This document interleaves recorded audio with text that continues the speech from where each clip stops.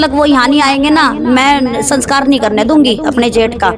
बस मैं यहीं धरना दे के बैठी रहूंगी और उनको हमारे सामने गिरफ्तार करवाए जाए बस। द बेटी की शादी के लिए पीएफ निकलवाया, लेकिन उसी पर उन्होंने देखा और वहीं पे उनकी नींद खराब हो गई थी। उनको बहुत नशे में करके उनको धक्का दे दिया, उन्हीं के नहर में। पैसों से पी और उसी को ही मार दिया। संजीव, जिनकी 3 बेटियां थीं और इनकी मां नहीं थी, बड़ी बेटी की शादी की तैयारी थी और तारीख तय करनी थी, लेकिन 21 अप्रैल को वो अचानक नहर में बह जाते हैं, दिल्ली पैरेलल नहर। और इनके साथ इनके 2 दोस्त थे, बंटी और अर्जुन।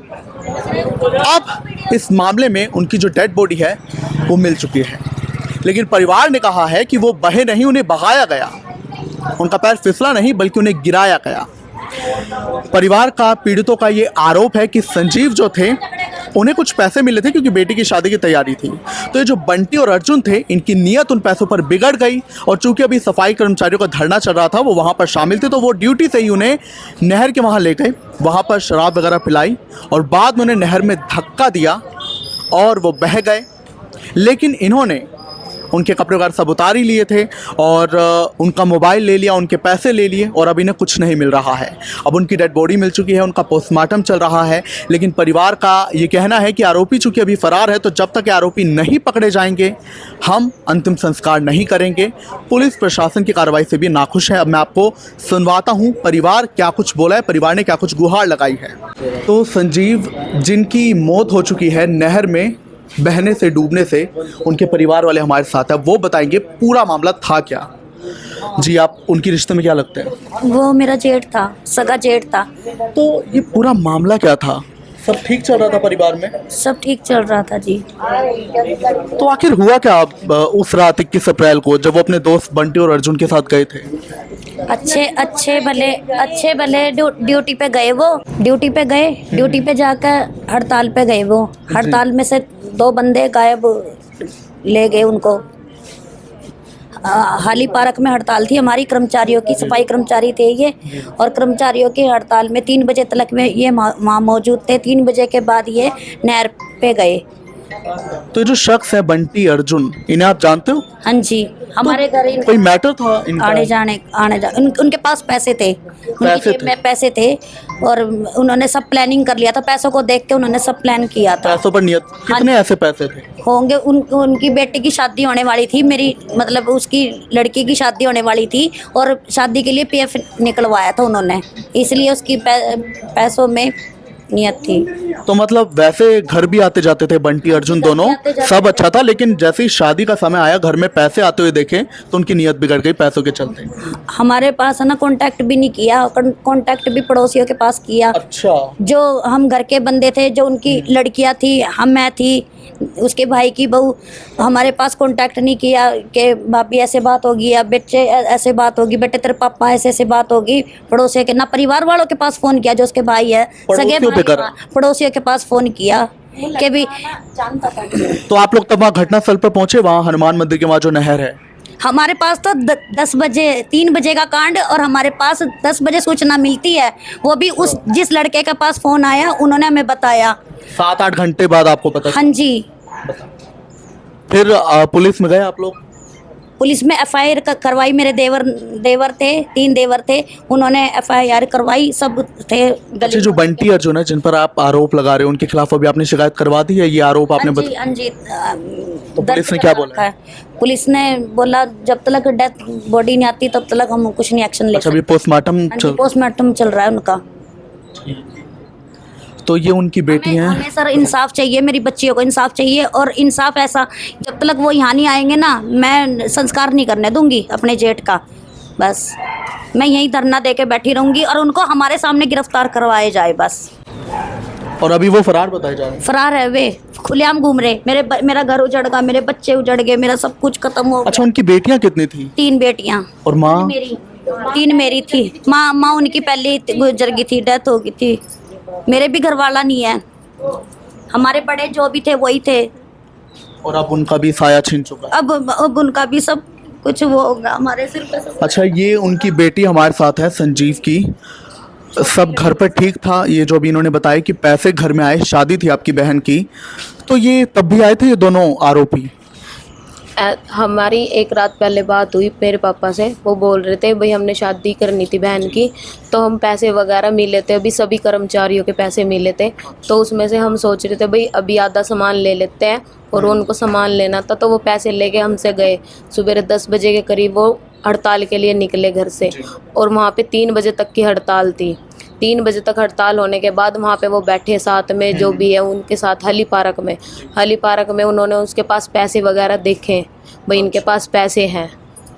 अच्छा, लाखों रुपए थे। 80,000 थे, 80,000 के करीब थे। वो PF निकलवाया था उन्होंने अपना। वो देख के आए, तो बेटी की शादी के लिए PF निकलवाया, लेकिन उसी पर उन्होंने देखा और वहीं पे उनकी नींद खराब हो गई थी, और फिर वो उनको बहला फुसला के नहर की तरफ ले गए। कह रहे चलो वहाँ पे, चलो वहाँ पे ड्रिंक वगैरह करके, और बाइक भी हाली पार्क में ही छोड़ दी उनकी। और बाइक वगैरह वहीं पे, अगर वो खुद की मर्जी से जाते तो खुद की बाइक पे जाते। उन्होंने उनको अपनी बाइक पे बिठा के वहाँ ले जाके, और खुद तो पी नहीं, उनको बहुत नशे में करके उनको धक्का दे दिया, उन्हीं के नहर में। पैसों से पी और उसी को ही मार दिया। तो क्या कहना चाहोगे आप मीडिया में, आप क्या कोई अपील आपकी प्रशासन से? हमें इंसाफ चाहिए, क्योंकि हमारे सिर पे किसी का हाथ नहीं है। से हमें ये चाहिए बस वो हमारे सामने गिरफ्तार हो। हमारे इंसाफ सिर पे चाहिए, सिर्फ मेरी हमारे बच्चियों को पापा का इंसाफ हाथ है, चाहिए बस। हमारी मम्मी भी नहीं है। हमारे सिर पे ना भाई है ना कोई है, हमारे सिर पे सिर्फ हमारे डैडी का हाथ था, और उनको भी इन्होंने ऐसे करा, बल्कि वो उनके दोस्त थे, और उनके पैसे वगैरह देख के उन्होंने उसको ड्रिंक करके उसमें नहर में धक्का दे दिया।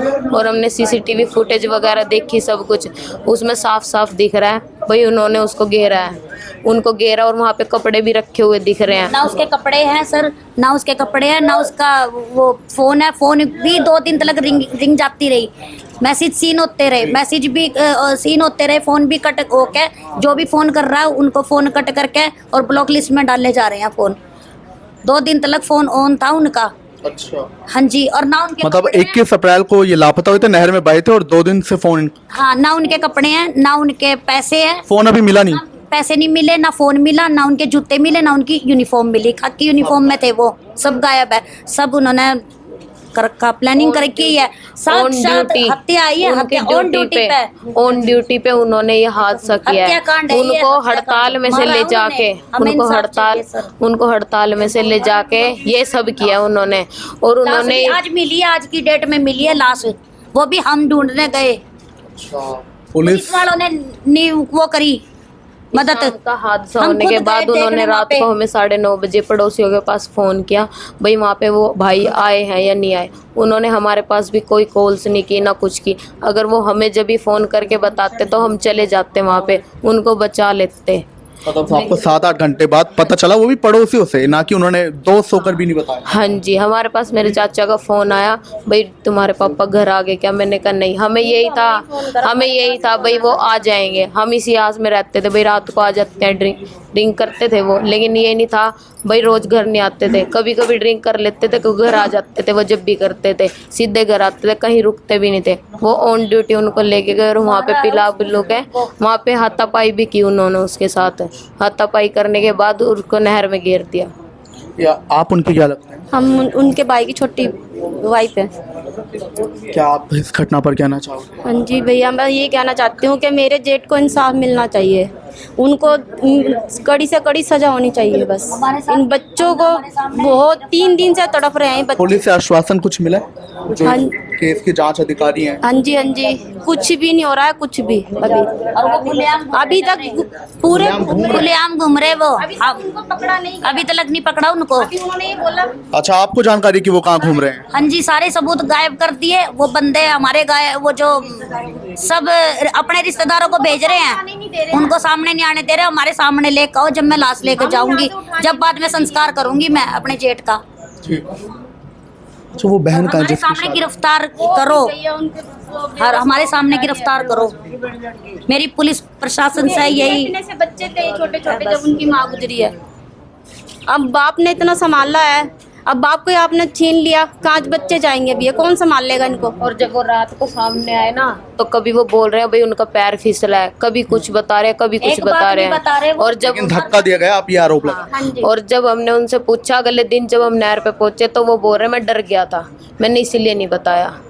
अच्छा, मतलब उनकी आपसे बाद में बात हुई थी हादसे के बाद? उसी रात बात हुई थी जब ये हमारे परिवार वाले उनको पकड़ के लेके आए, ढूंढा, घरों से निकाल के लेके आए। एक आ गया था, एक आया भी नहीं था। अरे एक तो बिल्कुल नहीं आया। अगले दिन पुलिस ने फोन, जो दूसरा नहीं आया, बंटी नहीं आया है। बंटी नहीं आया। हाँ जी, बंटी नहीं आया, अर्जुन आ गया था। अर्जुन आया। अर्जुन कहने लग गया भाभी मैं डर रहा था, तो कम से कम बताना तो चाहिए कि ये चीज हो चुकी है। भाई तुम आ जाओ, छानबीन कर लो, कहाँ है कहाँ नहीं वो है। खुद को ये सफाई चीज करने उसने की वो बताई कोशिश कर रहे थे, भाई हमारी वजह से कुछ आधी नहीं रात हुआ। गवा के तब हमारे पास फोन आया और उन्होंने ही सब कुछ करा है। और सब वहाँ पे वो बिल्कुल ही उनके पास से नहर में थे और उनको डुबा के खुद निकल गए। भी कर गया, मेरे बच्चे भी कर गए। उनको मेरे को पकड़ना है, पकड़ के जेल में डालना है, हमें ये चाहिए।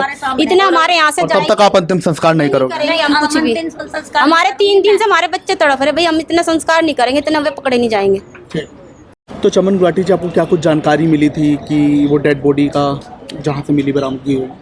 पहले तो 2 दिन से हमें ये मालूम हुआ था कि एक कोई व्यक्ति 2 दिन से जो नगर निगम में स्वीपर का काम करता था और वो शायद लगता है नहर में गिर गया। उसकी बाइक अपने वो जहाँ पे जॉब करता था वहाँ खड़ी रही। जब आज पता लगा कि एक डेड बॉडी जा रही है तो तुरंत हमें कॉल आई और वहाँ जाकर देखा, परिवार भी इनका ढूंढ रहा था। वहाँ जाकर जब डेड बॉडी को बाहर निकाला तो इनके परिवार ने पहचाना। उसके बाद हम इसे यहाँ पर सिविल अस्पताल लेकर आए हैं और मोर्चरी में रखवा दिया गया है। अब पोस्टमार्टम होने के बाद ही पता लग पाएगा कि किस कारण उसकी मृत्यु हुई है। परिवार में बताया जा रहा है कि पानीपत में राजीव कॉलोनी का रहने वाला है और इनकी 3 बेटियां। धर्मपत्नी की पहले डेथ हो चुकी थी।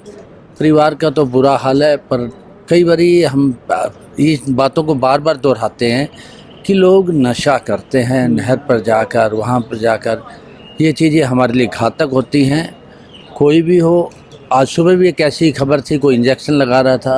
तो इस चीज़ों से अपने आप को, प्रशासन को भी मैं प्रार्थना करूंगा, समाज सेवियों को भी प्रार्थना करूंगा, इनके लिए खास करके ध्यान रखा जाए और इन्हें समझाया भी जाए। तो देखिए, पैसों पर नियत बिगड़ना तो इस कलयुग में आम ही बात हो चुकी है। मैं आपसे यही अपील करूंगा कि आप ज़रा पैसों को प्राइवेट में ही रखें, ऐसे उसका दिखावा ना करें।